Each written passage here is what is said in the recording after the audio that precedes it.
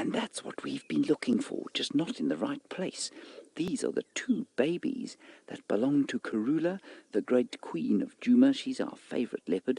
She's just about 13 years old. She'll be 13 in March this year. And these are her two youngsters, and they are only 11 months old. And still they're quite big. They're probably about the size of a Labrador. I don't know if you know what a Labrador is, but it's like a retriever dog. That's how big they are. Isn't that special? That's the little male. His name is Hosana, which means the little chief. And behind him is his sister Xongile, and that means the beautiful one. Now what I'll try and do is just get us a slightly better view.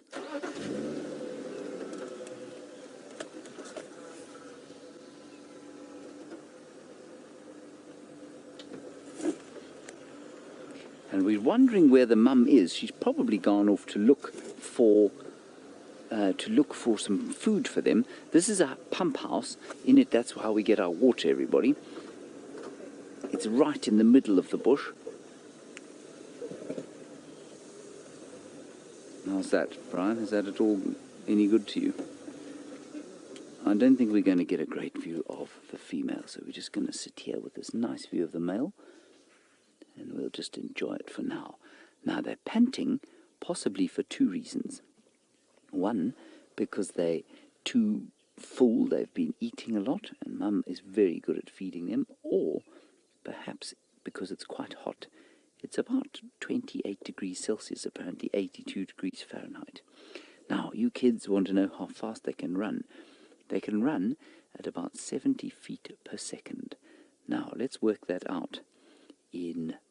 Let's try and work that out in kilometers per hour, and in fact I'm not going to do that now. I'm going to let your teacher do that for you. But it's about 24 meters per second, which is roughly, I'll work it out eventually in miles per hour. It's probably round about 45 miles an hour. You can see how well hidden they are, and you can see why they're so difficult to find.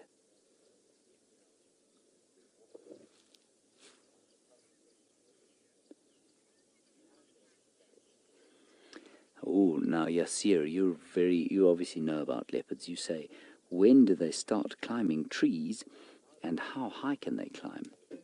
Well, they start climbing trees, Yasir, from as early as 6 weeks, you know. In fact, probably a bit earlier than that even. So they've been climbing trees for many, many months now. And how high they can climb, that chap that you're looking at there, Hosana, I've seen him go, I'd say almost, say 15 meters or so, which is about 50 to 60 feet up into the sky, into a tree when it was being chased by one of those baboons. Those baboons don't like leopards at all. I think what we're going to do, because I know you don't have much time left, is to go around the corner. I'm going to go back a little bit and see if we can't get a better view from around the side there. Because I'd like to show you both of them, and maybe we'll be very lucky and Mum will come back, but I think it's going to take a little while for her to come back.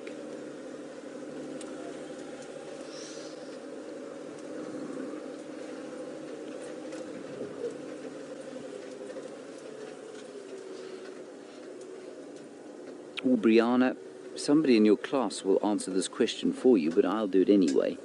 You say, how fast is what is the fastest predator out here? Brianna, the fastest predator out here is the cheetah by a long way. They are by far the fastest. How's that, Brian? Is that usable to you? I can't tell with this pole. Let me do that. Make it a bit better. There we go. There we go. That's still the little male. And look how fat his belly is. They've definitely eaten something, you know. Now what their mother will do is she will leave them. So she'll tell them to stay here, and then she'll go off and she'll do some hunting, and she'll put the kill in a tree, come back and fetch them, and then they'll go and have a nice meal together. Hopefully that'll be sometime tonight, but that belly is full. They've just eaten. They've eaten recently. This is very special, everybody. We don't see this every single day. We're very lucky to see these leopards like this. And only 11 months old, and already so big. That's the same as being sort of 10 if you're a human being. It's about the same age.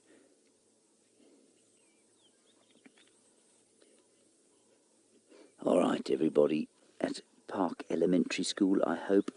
Sorry, it's Park College. Is it College Park Elementary? I can't remember. Have a wonderful day at school. I hope we'll see you on safari very soon again. And until then, have a great day. Bye-bye. Now, we haven't moved, and nor have they. I think we're going to sit here a little bit longer, everybody. Obviously, the kids have left us, so your questions are most welcome and indeed encouraged. Hashtag Safari Live. We'd like to hear from you. And if they don't move, Herbert reckons that the tracks of Karula have gone off towards the sort of northern side of that great big jackalberry tree on Gari Katlan. I don't know if you know where that is, but it's not particularly relevant, but it's quite a long way northeast of here. And we're very surprised to find these things here, because this is not the direction that we saw them going. And as I said to the school kids a little bit earlier, what we did was, Herbert found the guts, or the stomach of what looked to be an impala in a little pan. It had obviously been put there. Karula's tracks were all over the place. These guys had clearly been playing around in the area, and then they were found here. We were convinced we were about to step on them. Ooh. So that's very strange, I must say. I don't know where she is, what she's doing. All right, Brian?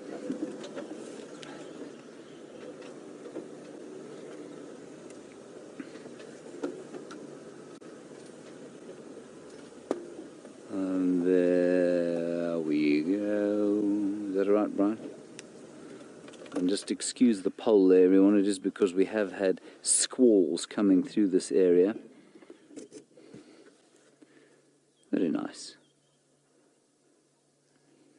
He's really got a bit of a mangled ear there, does our little Hosana.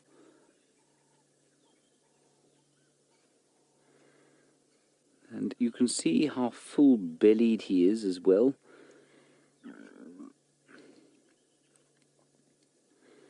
So they've obviously eaten whatever's stomach is lurking in the pan just off Twin Dams Road. They have clearly devoured it, and their long-suffering mother has gone off to find them something else to eat.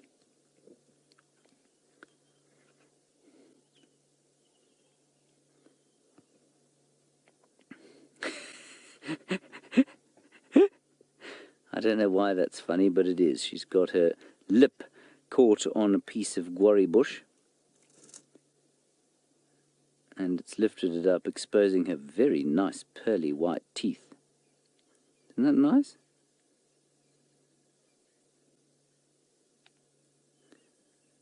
Beautiful.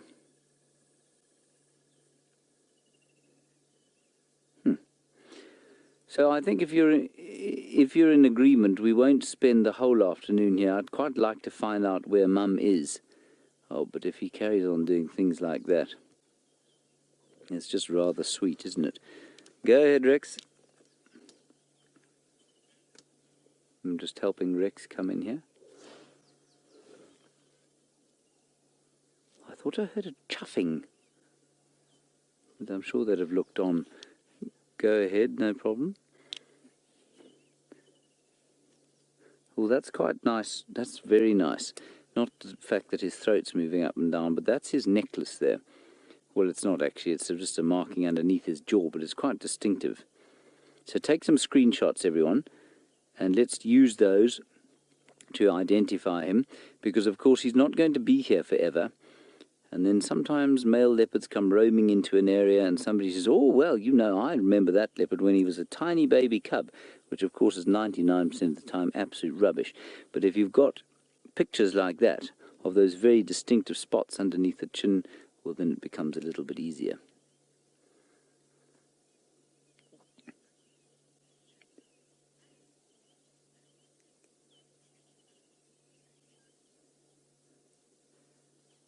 this is very interesting.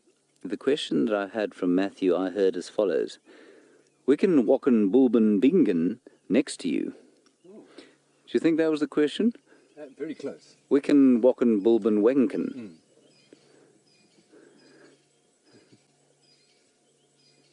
Oh, wooden building. Wicken, Wacken, wooden building over there. The wooden building, everybody, is the pump house. And you could all, along with us, be very grateful that the pump house has now got a solar pump in it, because there used to be a diesel pump in there. And while we were sitting enjoying the leopards, it would be going. No,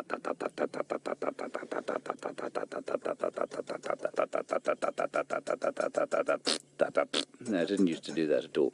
Let's go back to the leopard. And that's where our water comes from. So what you would call a well in North America and what we would call a borehole goes down into the water table here and pumps water up to the camp. It first goes past Jamie and Brent, fills their tank, and then it pops across to where we are at the Democratic Republic of the Congo.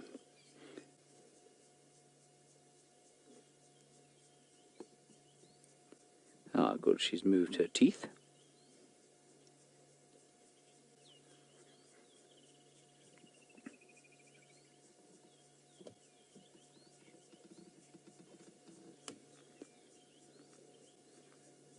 Oh, now, Karen, you've obviously been watching a long time, and you say Induna and Misho, who were also Karula's cubs, I think the litter before quarantine in Gunuma, if I'm not mistaken, they used to apparently have a great time around the pump house here, going in there and stealing bottles and things out of there. I can't believe that was very good for them, because, of course, I remember how foul that the inside of that pump house was. It was full of diesel and oil, so I hope they don't suffer any ill effects into their long lives.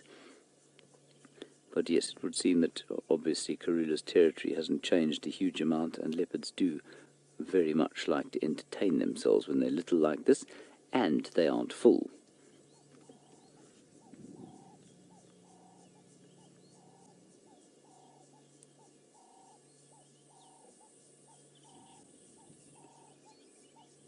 Now, it's also a very nice way of checking the difference between these two leopards straight away, is that Xongile has got a black nose, or blackish nose, and Hosana has got a bit of a pink one. And Michael, you're wondering, is that unusual? Do they not always have pink noses when they're born? No, they don't. They're not like lions, which almost universally have pink noses.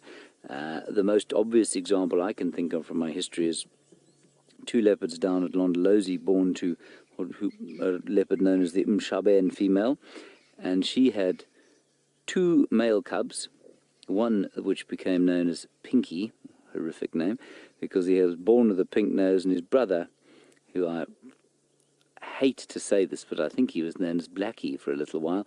Well, Blackie and Pinky had totally different colour noses, and for a long time that was the only way you could tell them apart. I'm sure they were named more scientifically when they went off on their own. All right, Pajamas Patterson is still with the carpet of kitties. Let's go and find out what they're doing. Zombie leopards, because you don't want to be around a zombie leopard, do you, Brian? No. I do find the fascination that people have with zombies quite astounding. Is that all right? There we go. Hello, Hosana.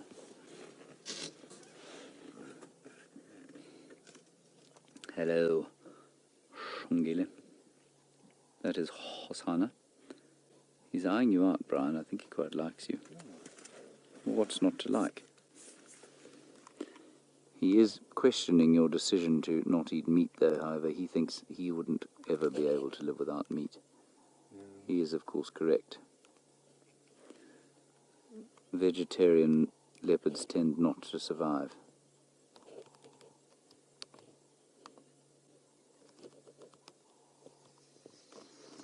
I've just heard, everyone, I've just heard all the way from Chitwa Dam a hippopotamus. Isn't that cool? Not a zombie hippopotamus.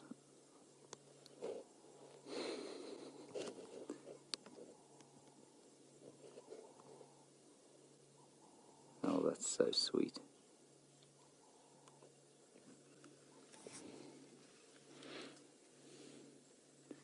He does look a little bit zombie-ish with his eyes open like that, doesn't he? Xongile, much more responsible, lying in cover, where it's highly unlikely anything would see her, while her brother lies out in the open with not a care in the world, knowing that his mother will provide for him for at least the next year or so. Ooh. I heard a stick breaking.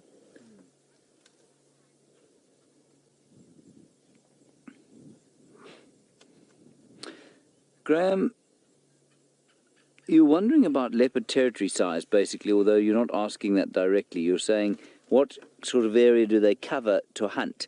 The size of their territory is entirely dependent on their, or the amount of prey that there is, and therefore their territory size is a very good indicator of how much ground they cover when they're trying to catch something. So a leopardess in this area has an area of about 15 square kilometers, maybe up to 25 square kilometers, but 15 probably is about right. And that is roughly 1,500 hectares or so, which is in turn about 3,200 acres. That's about the size of Karula's territory. It's pretty big for a leopardess in this area. Down towards the Sand River, they get a bit smaller than that, and probably cover around about 1,000 hectares, or 2,500 hectares, acres, sorry. What would that be? Yeah, that's about accurate for Karula. So, I mean, Djuma, for example, the reserve we're on is 1,200 hectares. No other leopardess uses this particular property. It's only her.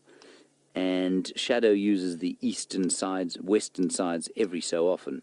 But Karula also extends into Buffelshoek sometimes, into Torchwood, and then down south, of course, into Chitwa, and Little Gowrie, and Hofmans. So it's quite a big area. So the more prey there is, obviously, the smaller the area that they live in. And that's why in a place like the Middle East, where leopards do exist, their territories will be 4 or 5 times, 10 times that size sometimes.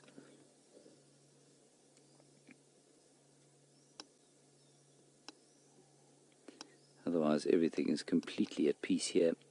And I think the reason they haven't moved or played is because they're full of meat that they're trying to digest.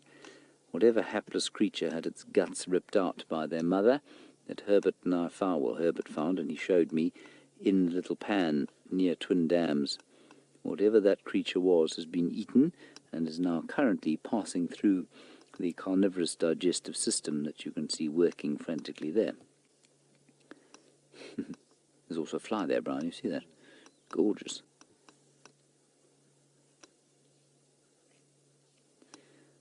I must say, it must be quite a brave decision, don't you think, to become a biologist and specialize in flies.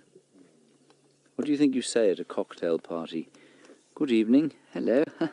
What do you do? Oh, I'm a fly biologist. A what? A fly biologist. Oh, well, I'll see you later then.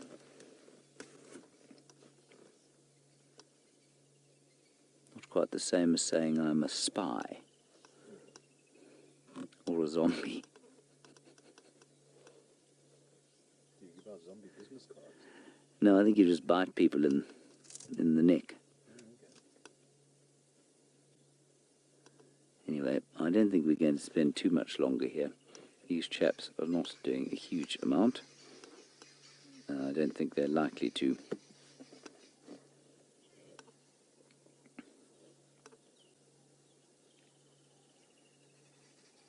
Winter Prism, you are being thoroughly amusing this evening. You say leopards do live on a vegetarian diet. All they eat is vegetarians. That's not actually true. They also eat, in fact, of all the predators out here, Winter Prism, and I take your meaning, but of all the predators out here, they are the ones that eat other predators the most. They will very happily hunt civets and genets and jackals, We know that they hunt domestic dogs in many parts of the world, including here when they happen to stray onto this reserve. And so they eat other carnivores quite enthusiastically. They also eat fish, catfish specifically, quite often, frogs, insects if they have to.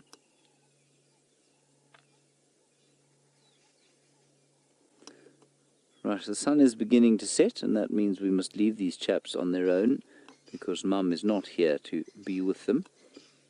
And given that they are, well, we'll just let him roll around and lick his hands, and then we'll head out of here, I think. Xongile has gone flat cat entirely now. Maybe we can pop down towards Treehouse Dam and see if anything's going on there. See if maybe the Salala Pride has come back. God. Well, that was nice, Brian, wasn't it? Yes. Goodbye, Hosana.